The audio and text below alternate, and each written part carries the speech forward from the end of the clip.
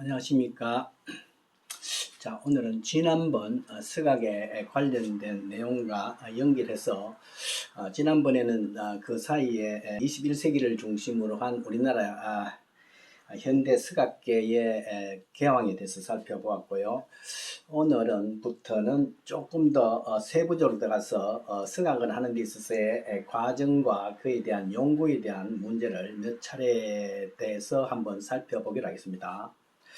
오늘은 우리가 스각이라고 하면 대체로 글씨를 새기는 것을 이야기하는데 글씨를 새기는 재료는 제가 앞에서도 한번 언급한 바 있습니다만은 고체성 재료가 다 해당이 됩니다. 말하자면 가장 대표적인 것이 목재지만은 그 외에도 토재, 석재 또는 금속재가 이래 있지만 가장 일반적이고 보편적으로 사용되는 것이 목재이기 때문에 일단 목재를 중심으로 해서 스각의 기본적인 사항에 대해서 한번 살펴보기로 하겠습니다. 오늘은 그 새기려고 하는 재료를 각재라고 하는데요.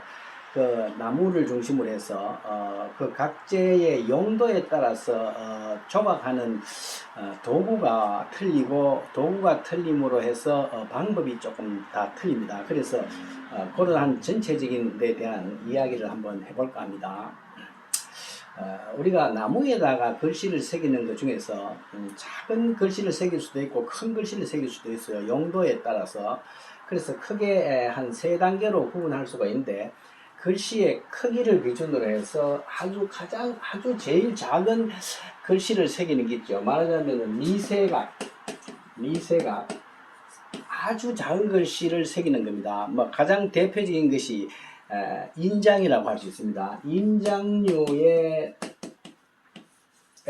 글씨를 새길 때는 인장 크기가 보통 2cm 이내에 들어가지 않습니까? 그 속에 보통 이름을 넉 자를 이렇게 새기는 경우가 인장의 기본적이죠. 석자를 새기는 수도 있습니다. 이런 경우는 아주 작기 때문에 거기에 맞는 도구가 필요합니다. 그래서 이 새기는 것을 일반적으로 각도라고 하지만 글씨를 새기는 서각도죠.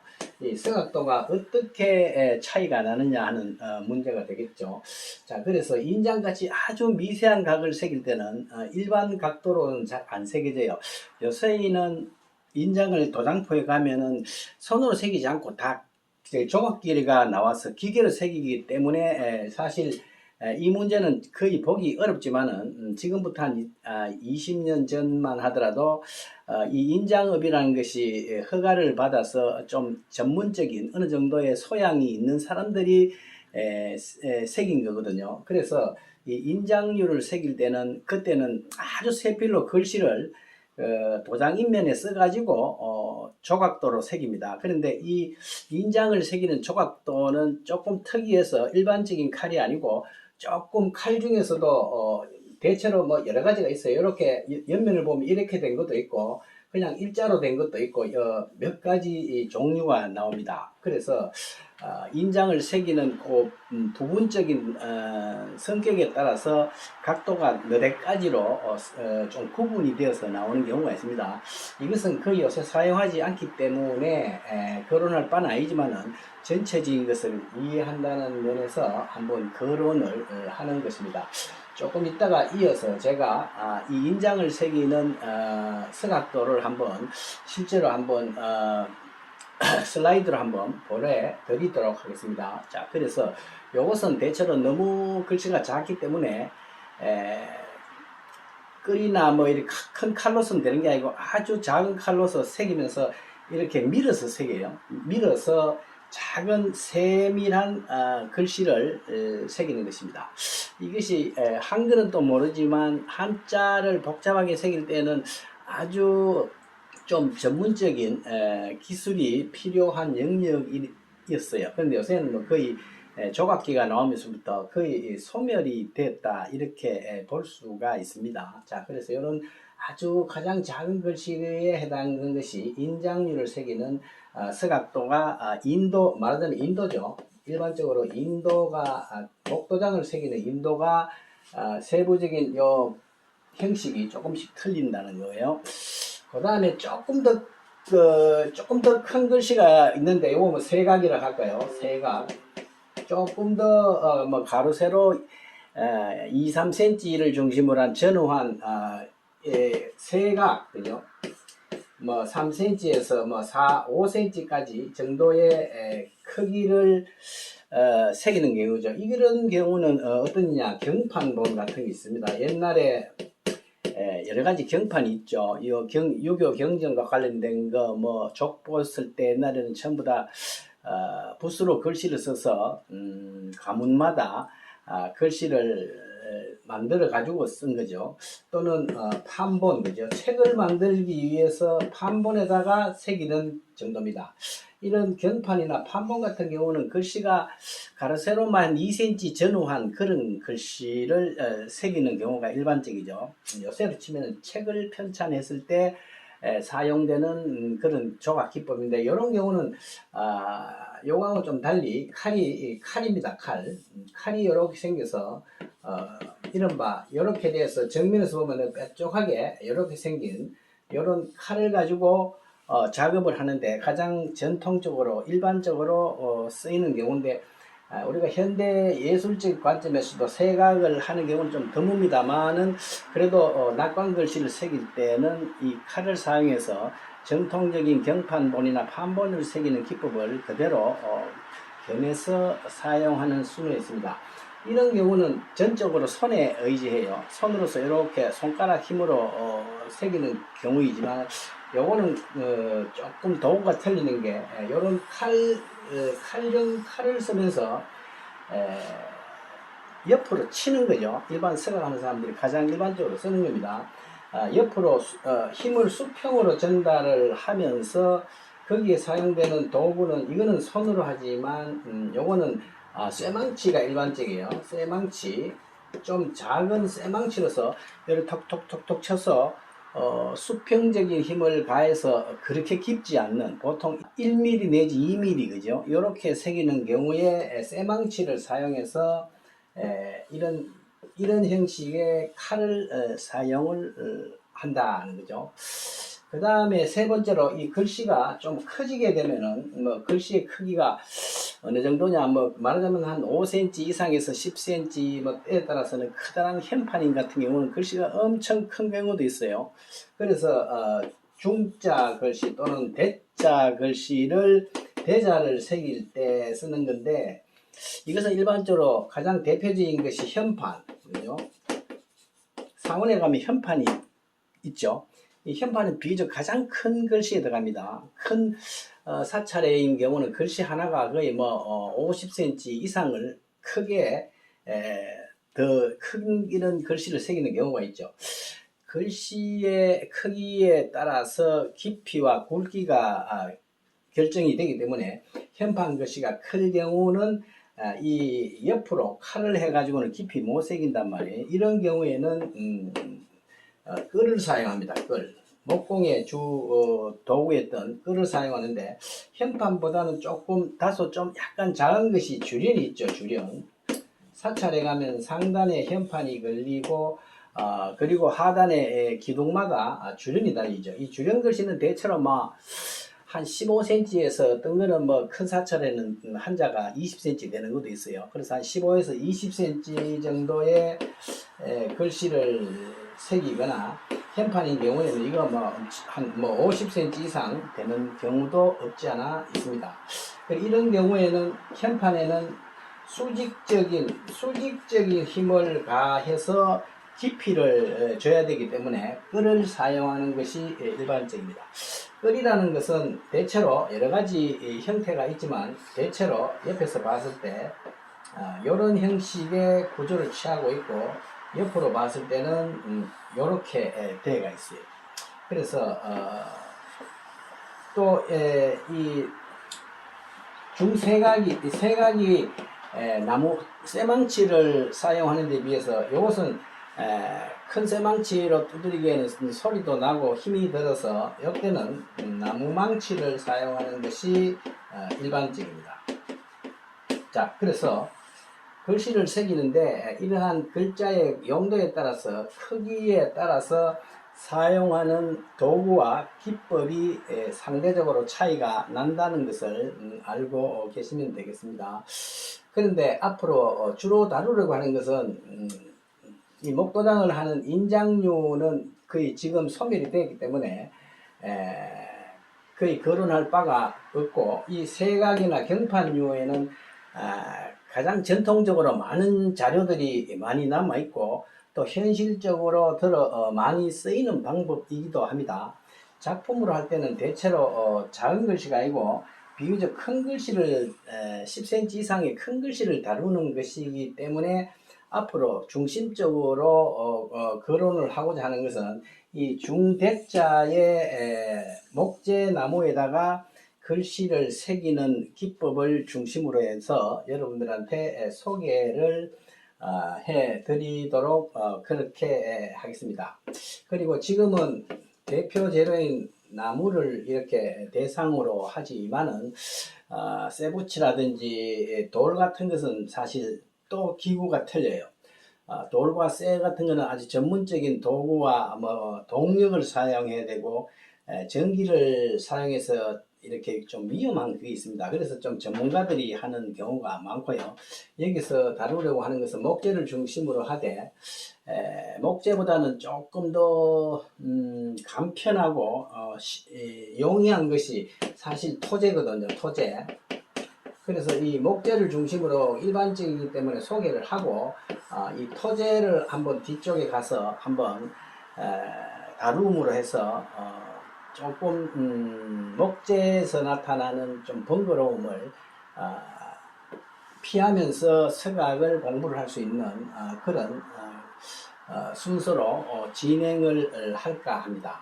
자, 그래서 오늘은 이 서각의 영역이 용도에 따라서 또는 글씨의 크기에 따라서 아주 미세각 그리고 좀 비교적 세각 그리고 큰 글씨가 있다는 것을 참고로 하시고 요거는 소멸이 되고 요 세각이 가장 일반적으로 서각에서 현실적으로 많이 쓰이는데 예술적으로는 이렇게 작은 글씨를 가지고 출품을 하는 경우도 크게 있습니다만 대체로 중대가 대자를 중심으로 해서 서각을 출품하는 경우가 많기 때문에 앞으로는 이 큰 글씨를 새기는 글을 사용하는 이 방법에 대해서 중심적으로 소개를 해 드릴까 합니다.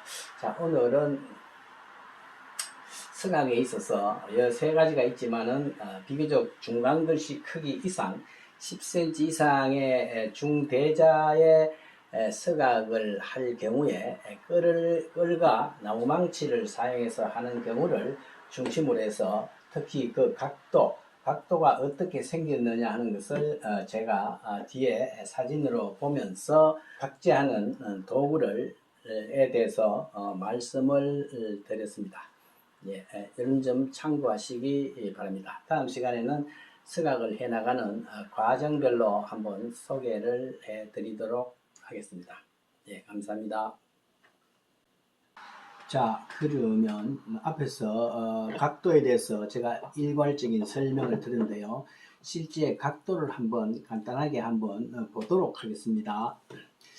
지금 화면에 나타난 것은 미세각을 할 때 인장을 새길 때 쓰는 목재 인도입니다. 요새는 거의 판매조차도 거의 안 하는 것인데 제가 옛날에 목재에다가 새겨달라는 경우가 있어서 한번 준비를 했던 겁니다. 보면은 일반적인 칼하고는 좀 달리 제일 상단의 끝부분에 구조가 조금씩 틀리는 것입니다. 아마 요 글씨를 새기는 데 있어서 조금 더 영리하게 새기기 위해서 칼날 끝부분을 이렇게 몇 가지로 되어 있어서 인장을 새길 때 사용하는 목재의 인도가 되겠습니다. 실제 뭐 크기는 뭐 지금 화면이 커졌습니다만 인도의 폭이 거의 뭐 한 5mm 전후로 되는 아주 작은 인도라고 할 수가 있습니다. 사실 제가 이 실물이 근데 제 비례에 비해서 이렇게 칼이 비교적 작게 나오는 것입니다. 요거는 참고로 이런 인도 칼이 있다는 것을 참고를 하시면 되겠습니다. 그 다음에 두 번째로 세각을 하는 경우 경판을 목판본을 하는 경우에 칼을 한번 볼까요? 자, 이것이 일반적인 칼입니다. 이렇게 한쪽으로 쭉 나가서 끝이 뾰족하게 되어 있어 가지고 수직으로 세워서 쇠망치로 그 글자의 하단 부분을 쳐서 수평으로 보통 1mm, 3mm 정도의 깊이로 하는 그런 경우에 작은 글씨를 새길 때 쓰는데, 예를 들면 제가 지금 갖고 있는 게 요게 일반적인 경판입니다. 그죠? 경판의 글씨를 보면은 2cm가 잘 안 나오고요. 1.5에서 한 2cm 사이에 글자의 크기를 새기기 때문에 이 칼끝이 굉장히 예리해야 세부적인 피력을 잘 새겨낼 수 있습니다. 사실 옛날에 이 경판 같은 거 보면요, 아주 미세하게 새겨서 피력을 살린 거 보면은 옛날 사람들의 그 각수의 기술이 정말로 뛰어났다는 것을 알 수가 있습니다. 우리나라의 이러한 성격에 있어서 가장 대표적인 것이 팔만대장 경판이라고 볼 수 있겠죠. 이것은 새기는 것도 어렵지만은 이 경판을 만드는 것도 굉장히 전문적이고 나무를 가공하는 거, 이런 것들이 사실 아주 기술적인 면이 굉장히 많이 필요한 분야입니다. 우리가 앞으로 다루려고 하는 것은 예술적인 방면이기 때문에 그런 기술적이고 재료에 대한 세부적인 이야기는 다음 기회로 한번 미루도록 하겠습니다. 그 다음에 세 번째로 좀 5cm나 10cm를 전후한 이상의 중대자를 새기는 경우는 끌을 쓴다 그랬죠. 자, 끌을 한번 볼까요? 자, 여기에 일반적인 끌입니다. 뭐 일반적으로 목공 기구를 파는 데 가면은 가장 쉽게 볼 수 있는 거죠. 이 끌이 제가 사실 제일 초기에 사용했던 그걸 내가 보관하고 있었던 건데 요새는 잘 쓰지는 않습니다만은 약 45년, 50년 가까이 된 끌입니다. 역사가 있는 그런 끌이에요.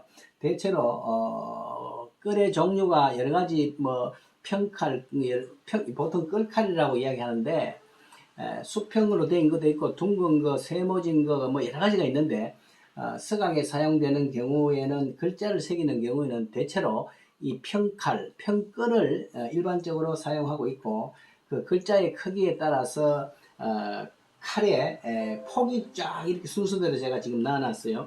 그래서 이 순서대로 크기대로 있어야 글자의 그 세부적인 표현을 하는데 여러 가지로 쓰이는 거죠. 우리가 글씨를 쓸 때 큰 붓부터 세필까지 있어야 되는 이유가 있습니다. 이게 사실 실물입니다. 실물인데 그냥 보여드리기에는 잘 비교가 안 돼서 이러한 일반적인 목공용 끌이라고 할 수가 있습니다. 자, 그리고 앞에 칼을 내가 안 보여드렸네요. 칼은 자, 뒤로 잠시 가겠습니다. 요 칼이죠. 칼인데 요거는 이렇게 생긴 것입니다. 굉장히 예리합니다. 아주 위험해서 덮개를 씌워놔야 되는 거 아주 날이 예리하게 쓴 칼입니다. 대체로 이런 칼을 쓰고 좀 세부적이고 조금 세부적인 걸 할 때는 작은 칼이 겸해서 사용되기도 합니다.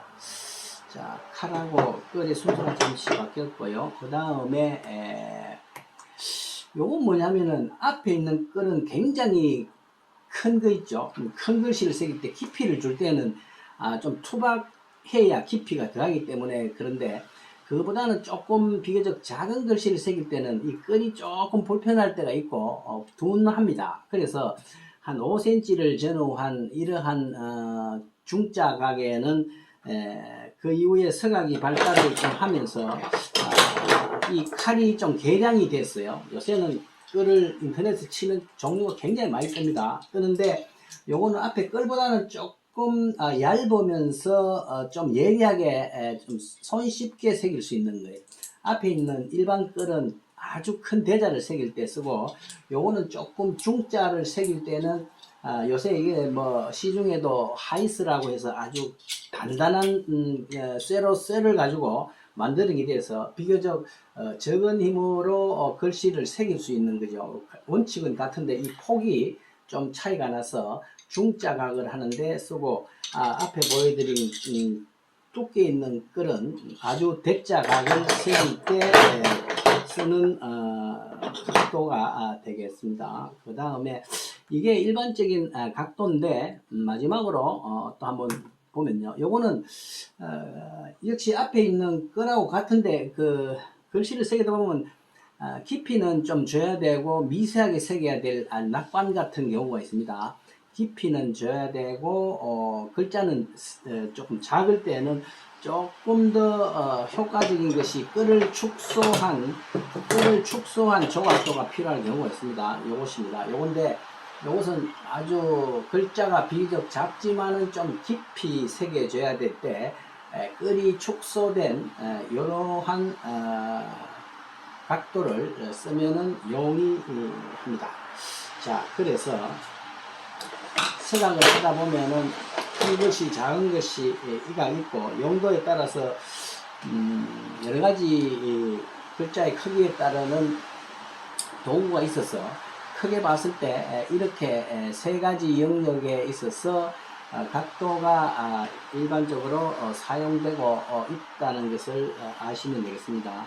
요새는 이게 인터넷에 들어가면은 아주 상대적으로 상당히 저렴한 가격으로 조각도의 종류도 굉장히 많이 나와요. 그래서 있지만 옛날에는 이걸 끌 위에는 거의 만들어서야 되는 그런 시절도 있었던 것입니다. 자, 그래서 자, 앞으로 제가 서각을 해 나가는 데 있어서 도구를 사용할 때 여러분들이 참고되는 사항을 실제 도판을 곁들여서 감상을 했습니다. 자, 다음에는 구체적으로 서각을 해 나가는 과정을 몇 단계로 나누어서 여러분들한테 소개해 드리기로 하고, 오늘은 각재의 용도와 그에 따르는 조각도에 대해서 말씀을 드렸습니다. 예, 감사합니다.